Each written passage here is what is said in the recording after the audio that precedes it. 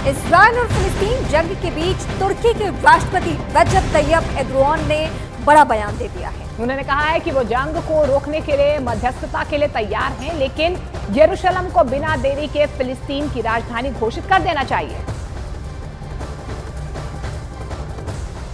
तो अब मध्यस्थता की भी कोशिश की जा रही है, लेकिन दोनों का जो रुख है फिलिस्तीन और इजराइल का, उसको देखकर लगता नहीं है कि आने वाले वक्त में कुछ आसानी से हो पाएगा।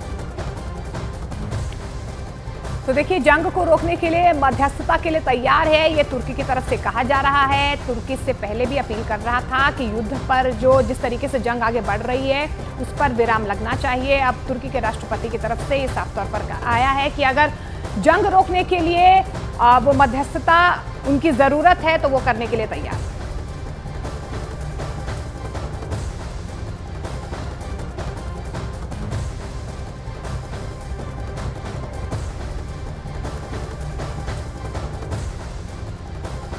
और इस वक्त हम सीधे रुख करेंगे इजराइल के तेल अवीव से। हमारे साथ भारतीय मूल की वीना पुष्करना जुड़ रही हैं। वीना जी, पहला सवाल तो यही रहेगा कि क्या हालात बने हुए। सबसे पहले तो इंडियंस वहां के हालात जानना चाहते हैं। इंडियंस तो सब ठीक हैं, मगर जो हमको टीवी पे बताया जा रहा है, क्योंकि मैं टेल अवीव में रहती हूँ, कि थोड़े हमारे कल एक फैमिली आई थी टेलीविजन पे, तो वो कह रहे थे कि उनके भाई और भाभी की मौत हुई है और बच्चे घूम रहे थे। यहाँ पे 100,000 हिंदुस्तानी यहूदी हिंदुस्तानी रहते हैं। उसके अलावा यहाँ पे और 20,000 हेल्पर्स जो बूढ़े लोगों को संभालते हैं, और आई थिंक स्टूडेंट्स और 2 या 4,000 स्टूडेंट्स हैं यहाँ पे। बट स्टूडेंट्स जो है टेल अवीव और हाइफा इलाके में है ज्यादा करके। हिंदुस्तानी पॉपुलेशन जो है वो शदेरोत, अश्केलोन, अशदोद और उतफ आजा में रहती है, जहाँ पे सब बम्बार्डमेंट हो रही है। कल रात से हम टेल अवीव में बॉम्ब शेल्टर में नहीं गए, पर 2 दिन तो बॉम्ब शेल्टर में ही बैठे हुए थे, क्योंकि आई थिंक इजराइल बॉम्बिंग कर रही है दूसरी साइड में। पर पूरी जो इजराइल है वो सोच रही है कि वो बच्चे और माएँ जो लेके जा रहे हैं, जो लेके गए वो आजा में, उनका क्या होगा? वो कब वापस घर आएंगे? वो जो दादी थी वो कब घर वापस आएगी?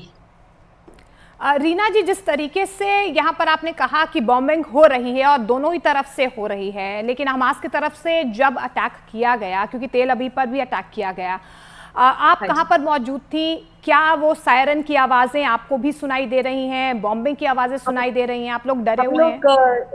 6:15 थी सुबह, तो हम लोग अचानक सायरन सुन के उठ गए, और हर घर में यहाँ पे बॉम्ब शेल्टर है, तो बॉम्ब शेल्टर की तरफ हम भागे। मेरे 2 नातियों थे मेरे साथ में, तो उनको लेके अपने बिस्तरों से हम लोग बॉम्ब शेल्टर के अंदर भागे। और हमारे पास होम कमांड होता है फोन पे, तो सुनाई दिया कि टेल अवीव में जो है वो रॉकेट पड़ा।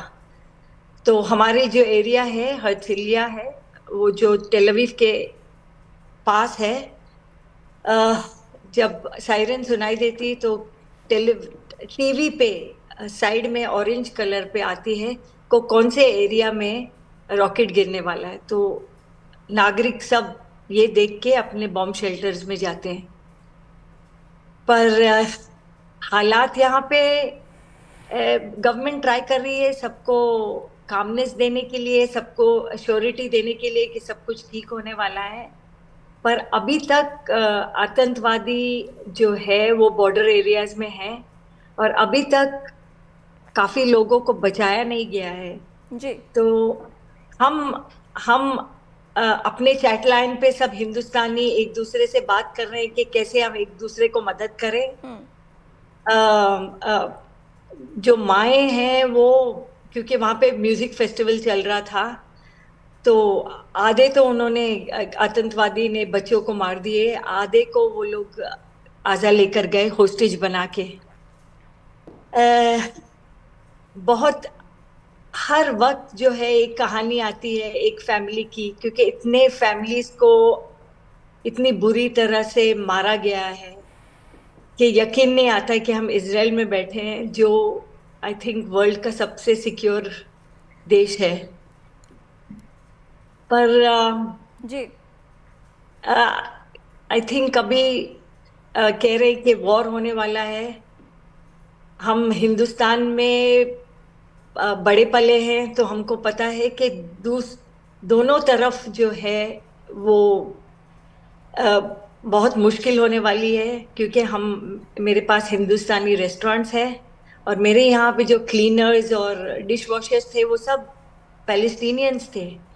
और ये पैलेस्टीनियंस नहीं है जो अंदर आए, ये हमास आतंकवादी हैं। वो बेचारे पैलेस्टीनियन अभी मारे जाएंगे।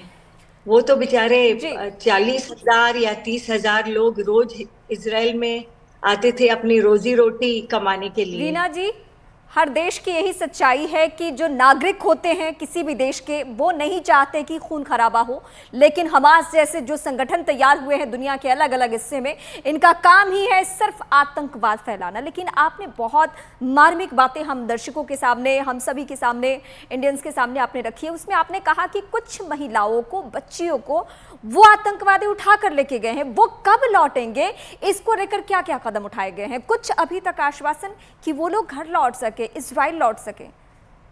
सुबह सुबह न्यूज आ रहा है टीवी पे कि 130 नागरिक हमास के पास है और करीब 60 नागरिक इस्लामिक जिहाद के पास है।